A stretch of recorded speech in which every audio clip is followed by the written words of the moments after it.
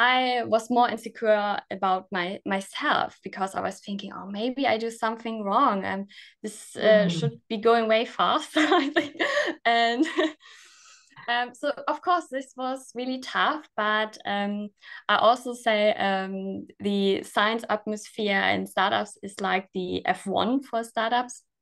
And I also have another phrase. I say, things beat dating, but with way more heartbreak, because it's that what you just said. You will hear 1,000 no's in the beginning, but it doesn't implement that your idea is bad. Most of the time, it means two things, like, and either it's you haven't understand the game yet, or it's Yeah, timing. Timing is actually incredibly important, yeah, and you have to understand when to make what move. And yeah, but all these no's you get, they pave the way for you and kind of lead the direction. They are still really necessary to hear them all, because yeah. you can't grow without these. My name is Jennifer Johnsen, and I'm the founder and CEO of J040. That's a science-based fashion startup that develops the first 100% natural UV protection for textiles. And before that time, I worked in the fashion industry for over 10 years. I studied fashion design and laws. And on the side, I always worked with and for startups. But I always had a passion for building businesses. And yeah, but I wanted to find my own spot there. Fantastic. I got so curious when I first met you. I get so curious about this very specific product that you're creating. And then you are going for something that I've never heard before. So I'm really curious what prompted you to start this. Yeah, so in 2018, I got diagnosed with lupus, an autoimmune disease that can attack all my own cells and organs. And of course, so I have to protect them, and also our largest organ, the skin. So 365 days a year, I have to wear SPF 50 plus, long sleeves, and hats in the summer or all Wait, year how round. many days? How many days? 365. So every day, It's every I day. every day, Okay. yeah. And to avoid flare-ups, because when I get flare-ups, I can have them or damage my organs and cells. And yeah, of course, that's bad. So during this time, while doing my own need, I discovered a niche market. I thought it was a niche market, but it turned out to be a multi-billion-dollar opportunity, actually. Wow, fantastic. And Mhm. I love that you really turn your pain into purpose.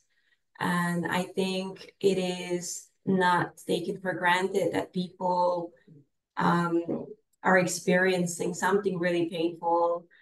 I mean, you said it very lightly earlier, but I can imagine that's such a torture for you. And also, it's very much a health risk.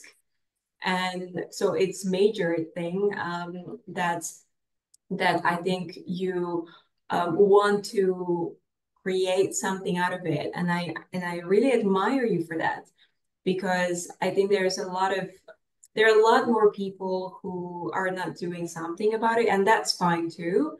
However, to actually create something because that experience like inspired you to create and build something, and I find it really fascinating. Yeah. Yeah, it totally is. So back then, I graduated fashion design, and I worked on my own small collections. So through my own needs, I went to stores and was searching for UV protective clothing.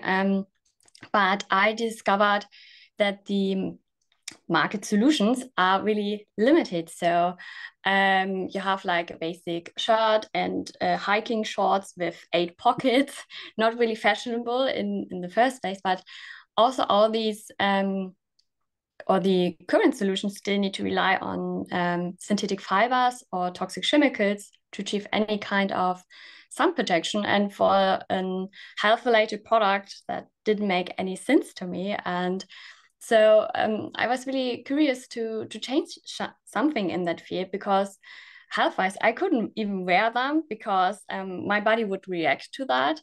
And that couldn't be it, I thought. So yeah. Do you, Jennifer, do you feel that this is a problem everywhere, or do you, I mean, you're from Germany, and do you see this limitation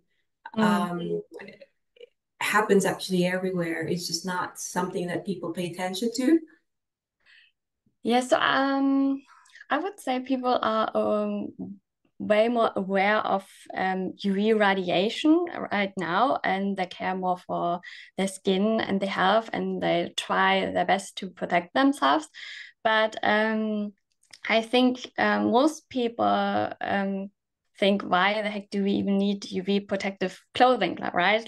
We have our own clothes that should be enough, especially where I come from in Hamburg, cloudy, rainy days. But for me, it's the same if you would ask why waterproof your clothes. So of course, your normal clothes keep you kind of dry, but if it's raining, you're still soaking wet, right? Yeah. And and with UV protective clothing, that's the same. So if light can go through it, UV radiation goes through it too. And a basic white cotton shirt only has an SPF of 5 to 10.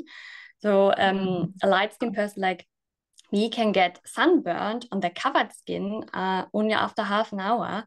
And I think you wanted to go in this direction. We don't need to be scientists to know that climate will change, and will also change our need for technical clothing. And I think in the next few years, this will be for all of us more and more a topic, something we have to think about and have more visible, on a daily basis. Yeah. Fantastic. And do you find that this is also something not available in other places, in other countries?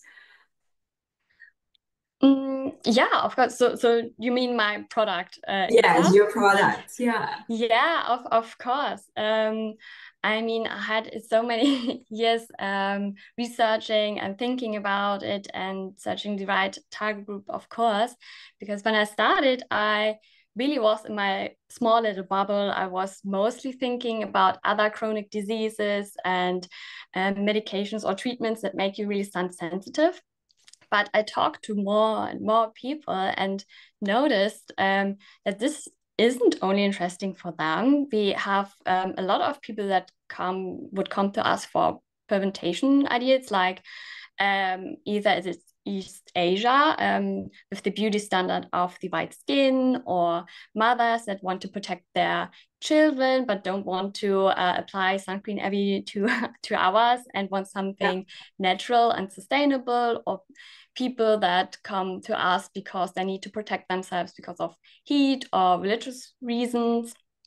So there are many, many more people. And of course, for us, the focus is in those countries where this is really a big topic, or holidays areas like South Europe is really interesting, of course, for us.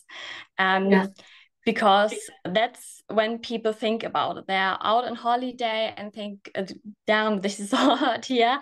And I'm melting in my clothes and there need to be something.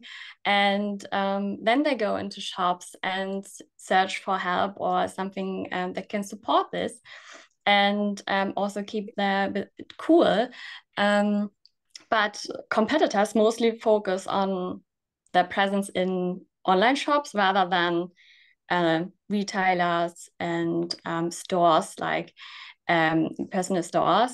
But for us, that is a big opportunity. I think we have a lot of potential there to get people in the topic and spread awareness there. Yeah.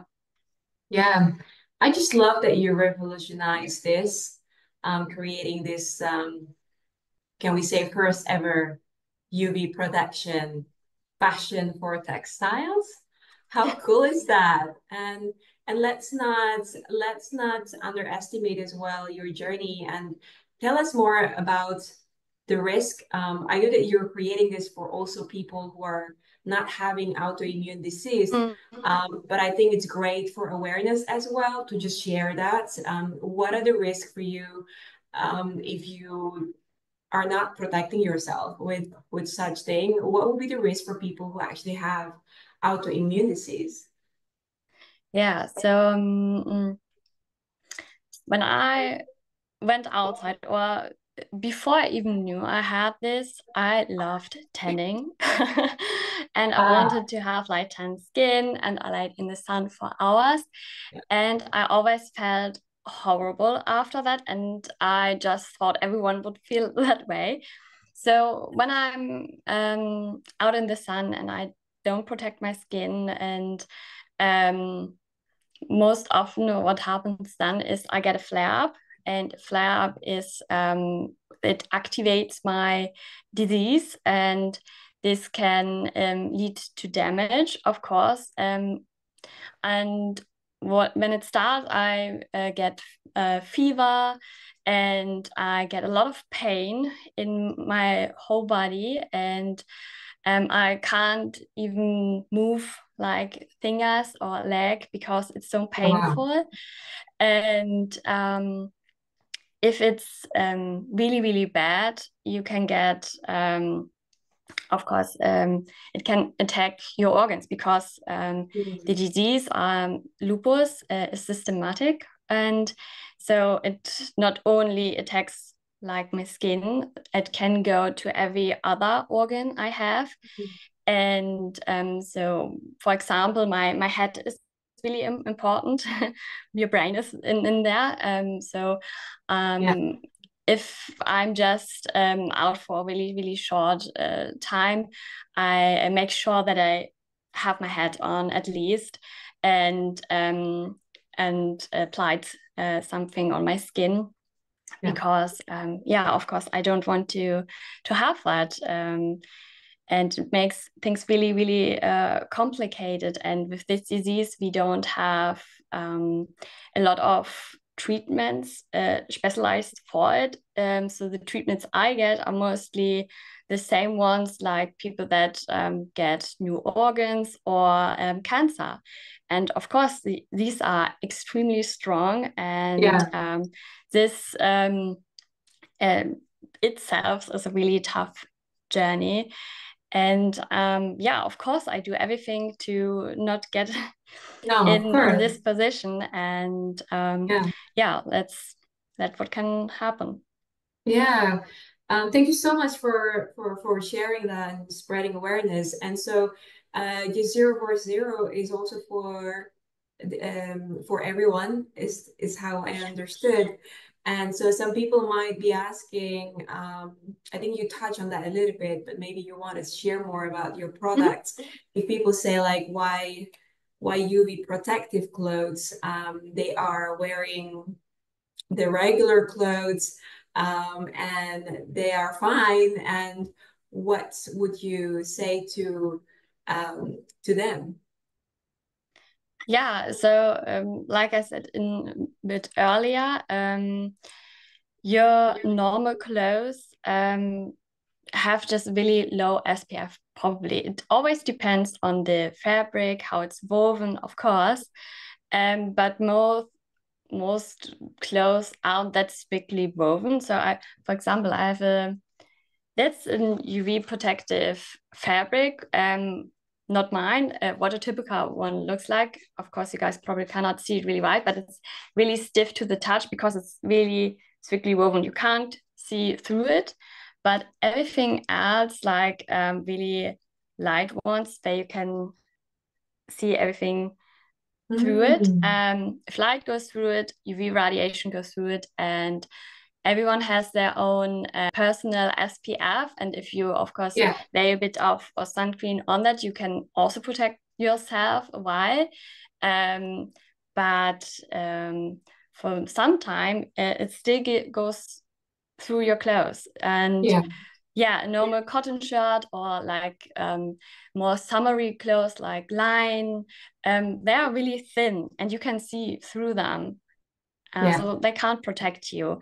And it's really important to spread awareness here, of course, and show how it's done. For example, this year I went to holiday in Denmark, and it wasn't even really hot. UV radiation has nothing to do with temperature, but I was just laying on a porch and sitting in the sun with jeans on, and only after half an hour, I had a sunburn under my clothing. So it still goes through it, even through jeans, because there are these little tiny spots where the light can go through and the radiation too. That's true, yeah. Great. Well, thank you so much for sharing that. I got so curious and asked a lot about it. Yeah, But please. thank you so much. And the next thing I want to ask you is, I think, we touched a little bit on how you transitioned, but you were in fashion for 10 years before. I mean, you haven't been always building J040. So you had other things in your professional life, and you built different careers. And what really, what has helped you in your transition journey from let's say the corporate world to become a founder? Well, for me, I have to say I always dreamed about being a founder or having my own company, because I grew up with a self-employed mother, and no matter how hard it was, I looked up to her so much. To me, she was such a badass woman, creating her own life and having this freedom. My mom didn't have like a big company. She was really like a solo entrepreneur, and but she was doing her thing, and I loved that. And also my brother, so we both wanted to be self-employed. But I worked in fashion, and early on I noticed, okay, I don't want to create just another brand that no one needs. And because of course in studies and working in sales and also in contribution and product and design management, I saw all these processes and how much damage they did. And I wasn't really happy with them. So I wanted to do something important with my expertise and use it, and find my way. And of course I got diagnosed back then, and but not immediately after the doctor's appointment. I was thinking, okay, this is the idea. No, it took some time. Yeah.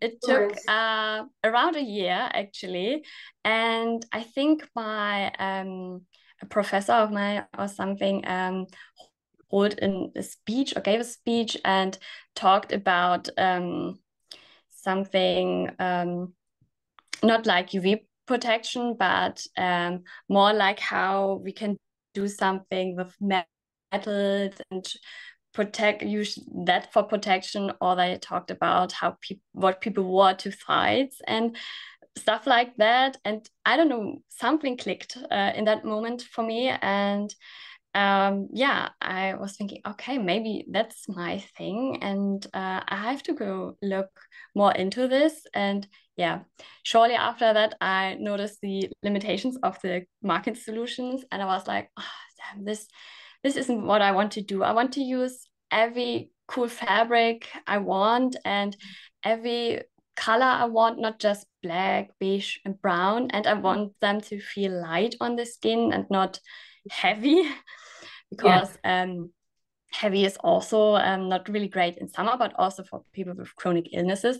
And yeah, then after fashion design studies, I researched so much that I fell in love with the topic. And yeah, I wanted to work on that even more, but worked full time at the beginning and worked on it always on the side. I tried to grew a network, a community, and to see if not only I'm thinking this is needed, but also other people, and Mm. try to find them. Yeah. And when I got this validation, the feedback from people, and I actually, way before we started even scientific research, I received so many messages from people around the world. Um, and they told me their stories and how cool that is what I'm trying to do.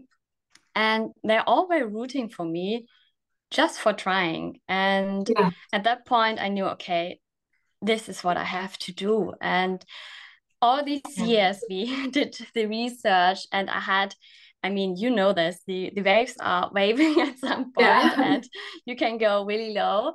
Yeah. And yeah, every time they went low, I looked at all these messages and the people that were rooting for me, and I knew it was something that's really, really needed. Yeah, how beautiful. I love that, you have all you actually actively created your support system. And Right, yeah. and really, I think the inspiration from your mom as well, and also to actively, well, when it comes to creating something that is useful for the world, it is also important to keep asking. I know the consumers, right? And Mm-hmm. that's why, the communities and surveying people are part of the Absolutely. key, the key things there. And I also love that you are, yeah, like I said earlier, really rely on people, and when times are low, that you use that to remind yourself that you're on to something bigger. Yeah, Yeah, fantastic. you need that from time to time, I think, because I back then, from one moment to another, I was in a field that I have never worked in. So I'm not a scientist. I'm all, but definitely not that. And I had to be more patient and to learn how to work in this space. It was really difficult for me at the Yeah. first few years because I was used to timelines and getting things done and out there, and that's not how scientists work, unfortunately. Yeah. No, yeah, exactly. And I also love that you shared earlier how you also created that by, yeah, maybe keeping your job on the side before you Yeah. actually, because there's a lot of research to be done in the beginning, right? And so it sounded like it's been quite a long journey for you. Yeah. And sometimes I think people need that. Not everybody can just jump, and take the leap of faith. Absolutely. Sometimes you might have to do both to while you figure things out and feel more Yeah. steady to actually find Yeah. something. Yeah, I think so too. It's really important, especially if you go like in a field that feels really unpredictable, because Yeah. I helped building businesses before, but they are all what I call normal businesses because these business models already exist. It's nothing new. Yeah, nothing So they're new. mostly predictable to a certain point. But startups, on the other hand, they're mostly really innovative, they're Yeah, extremely risky and so unpredictable. And it helps a lot if you test and validate your product before you go all into it. yeah, And yeah, I had good amount of time to test that. Yeah, Go ahead. what I wanted to say, because I talked about validation and your product, um, some one thing I really, really love about being a founder is exactly that. I think a lot of people think that founders must love being their own boss, having all this freedom. Well, we know we don't have that, but I like to say nothing feels better than validating your idea. Yeah. And I needed to be obsessed with the problem. And if you work on something from scratch, and even if it takes years and it works, that's just an incredible feeling Yeah. itself. And also, of course, your validation can be a sale, and to your first customer. That's is amazing and always blows my mind. But I think this can also be way earlier. So when I say I tested this when I worked full time, I mean I pitched this a lot and I went just out with it and yeah, try to build a network, a community, and pitch to, I don't know, new partners, team members, investors, or just someone at a networking event.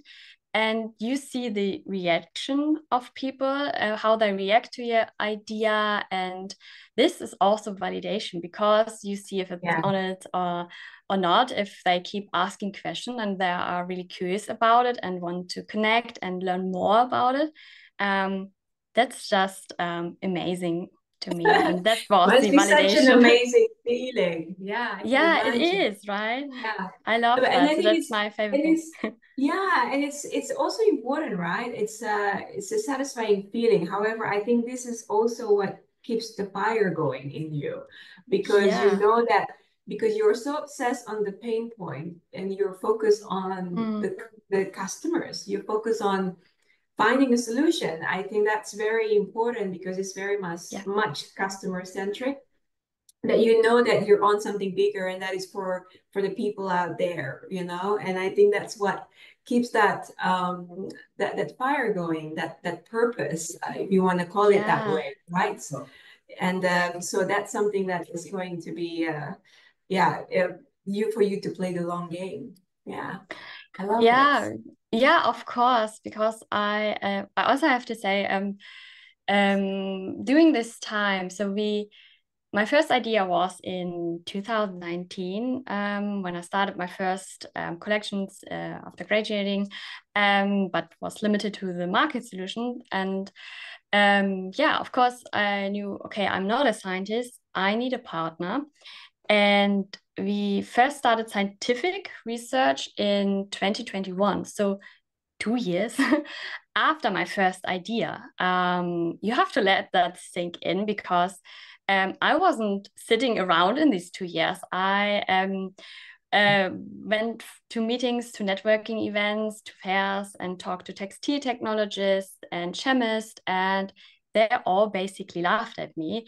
They said, "This is impossible. We do it the old way, and you're basically out of your mind."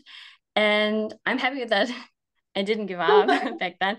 And as you say, I turned this energy into fuel and tried to look at it from another perspective and learn more. And eventually I found a partner far from the textile industry.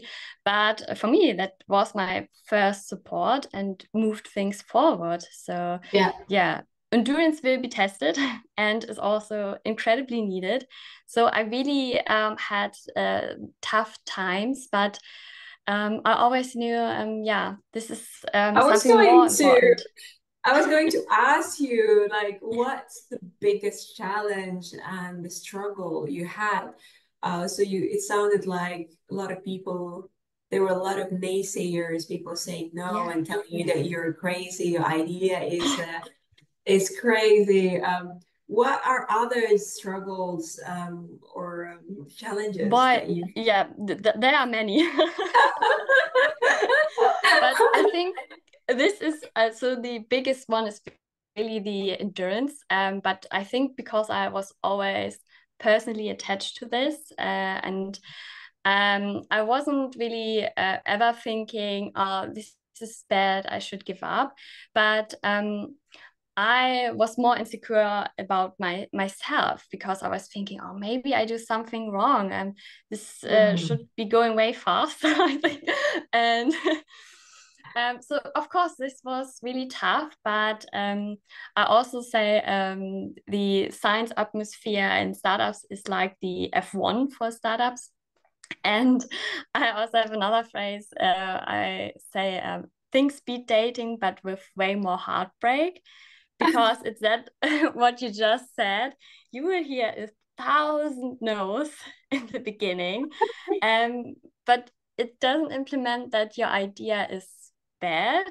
Most of the time, it means two things, like, and either it's you haven't understand the game yet, or it's Yeah. timing. Timing is actually incredibly important, Yeah. and you have to understand when to make what move.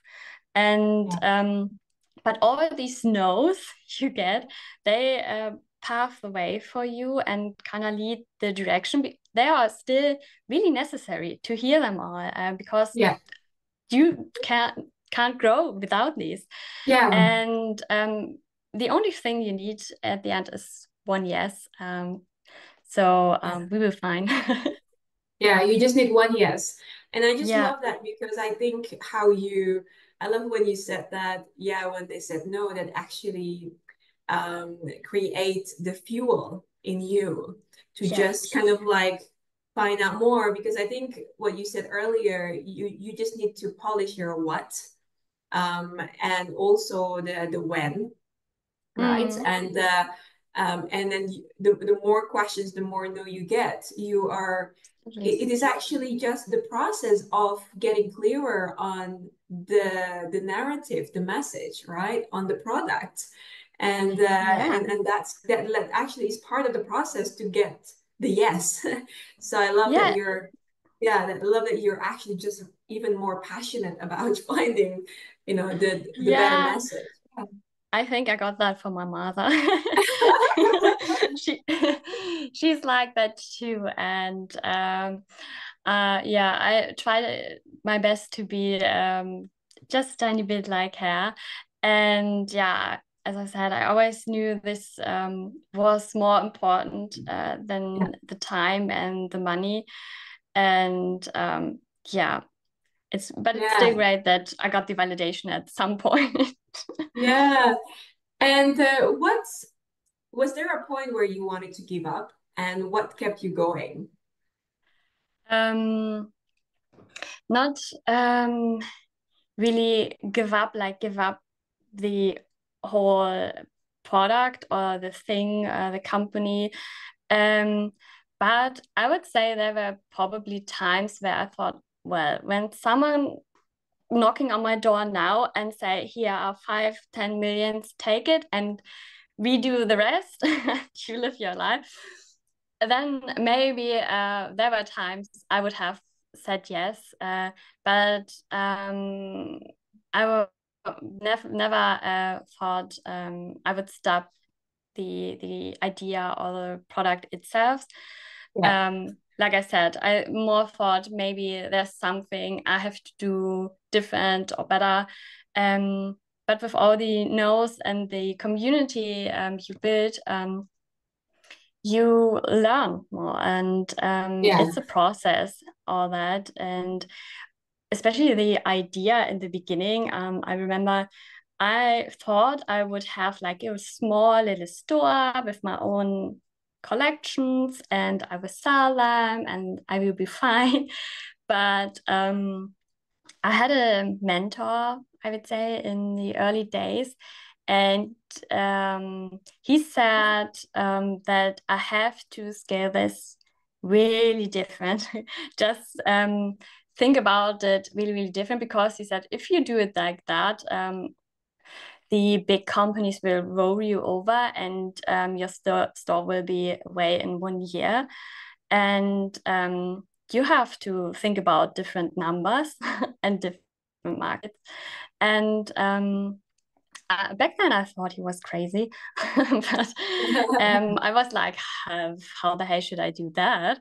But I had to understand this game and learned over the years and got better at Yeah. everything. And it built a better vision for this and a better foundation. And I'm really happy how this turned out and what we are planning for the future and how I still kept my vision and yeah, my goal to support as many people as possible with this, Yeah. even with changing a few things. But that's also really, really important. Yeah. Yeah, I love your hunger for learning and your curiosity to get better. I think that's very important when it comes Yeah. to mindset and our attitude. Because I think sometimes, you know, the ego gets in the way and say It like, oh, does. that person doesn't know it. I know better. I mean, I think we're Mm, all human, yeah. and I think I just love that you are very much focused on your vision. However, you're also very curious and you have this hunger for getting better and learning and staying curious because I think when we're able to balance that, that's the hardest one, right? And when we're able to balance Mm, that, I think that's really, really important. Yeah, yeah, I mean, there were definitely also days. You know this probably too, as a woman in the startup scene, and you have to get funding. The numbers doesn't look great for us, yeah, and this is a tough field, and you can really have days where you think you search just for the problems by yourself, what's wrong with you that you just yeah, can't fund millions in a week yeah, like the other guys do. And you yeah. see all these headlines and this startup already have one and this. Mm, um of course, this can be so tough, and yeah, I'm really happy that I can turn this into energy, but I'm not able to do this every time. Of course, yeah, I have days where I'm just like, oh no, yeah, yeah, and sure. I think that's also what people misunderstand. If you have a passion, it doesn't mean like every day is like fun day.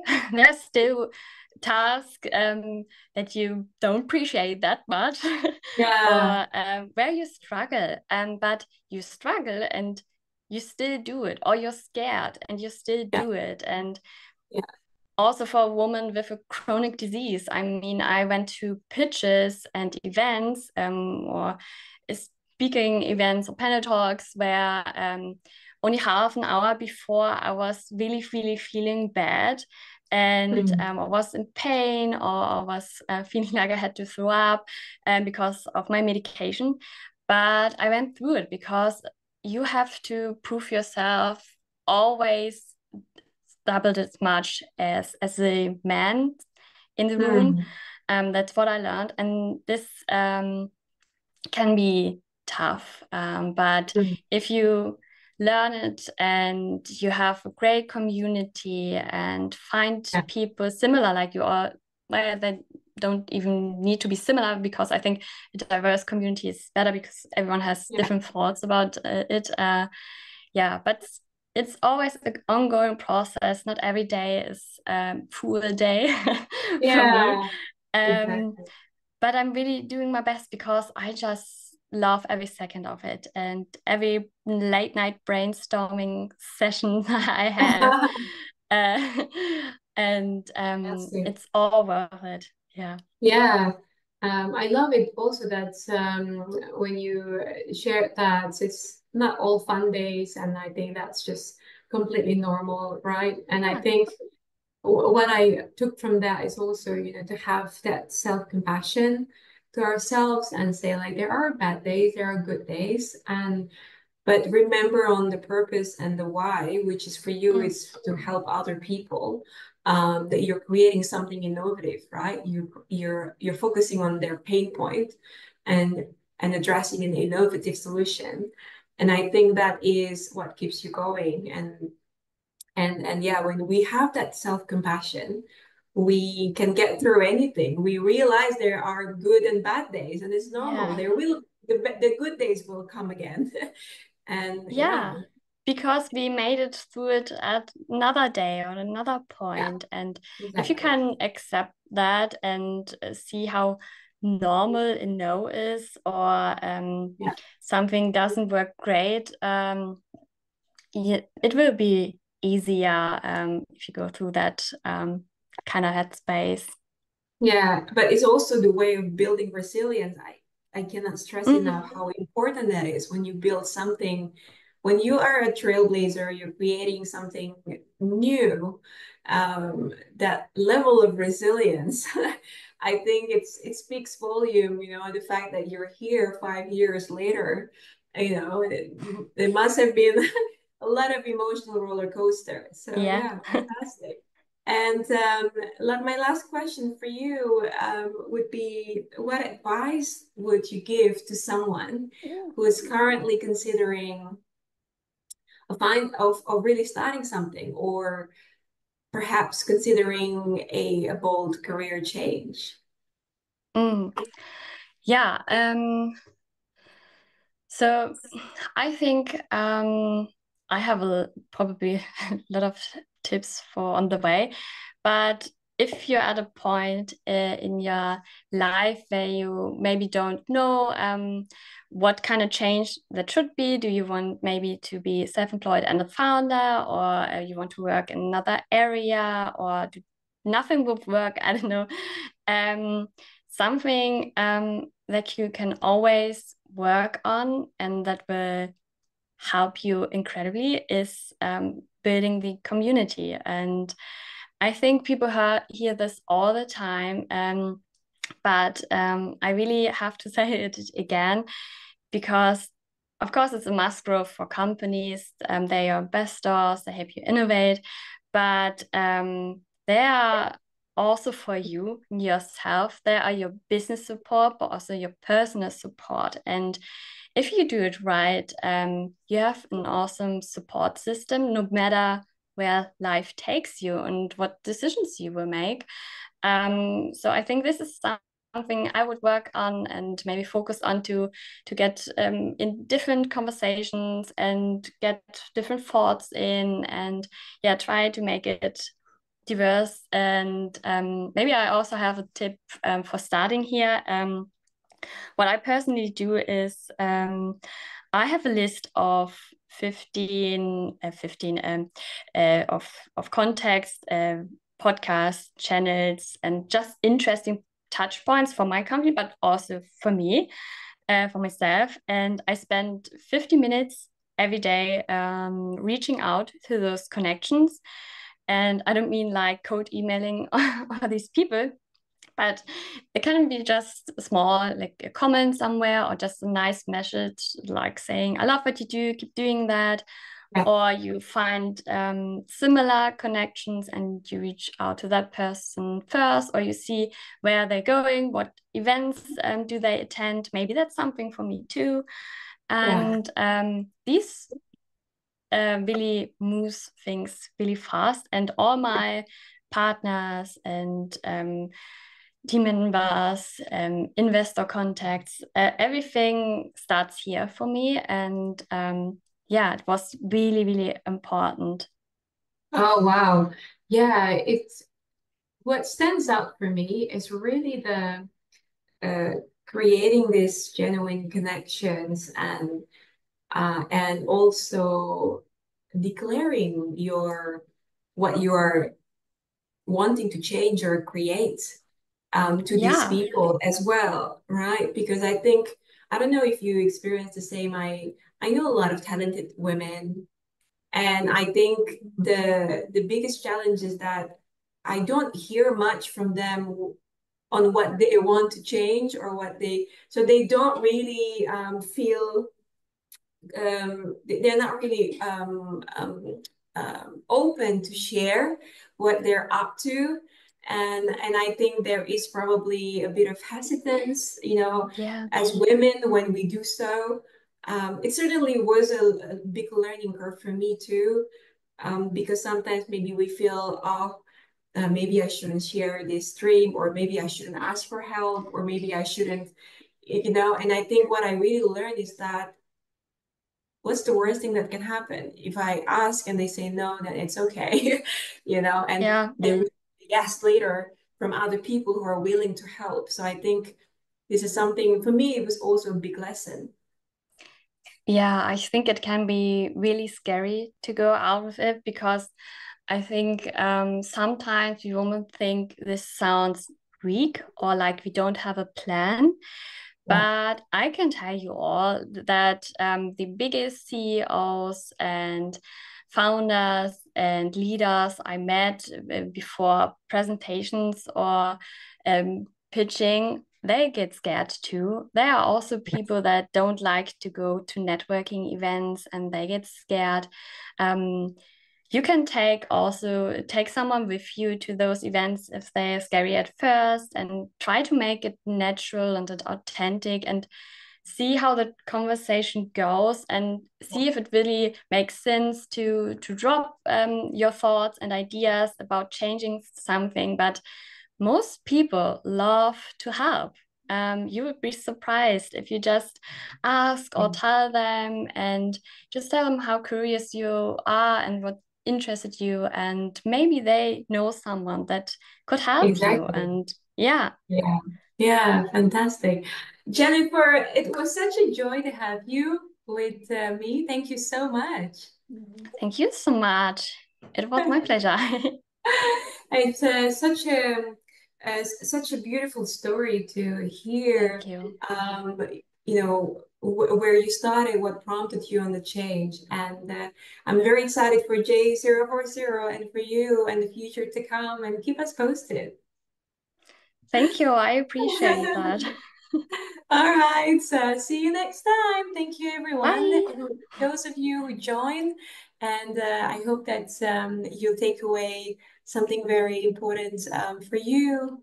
And I think Jennifer talked a lot about community and people and networking, among many other things. So if that's something that hits home to you, uh, I hope that you will take an action for that as well. All right, I'll see you in another episode of the Changemaker Stories. Thank you so much for being here.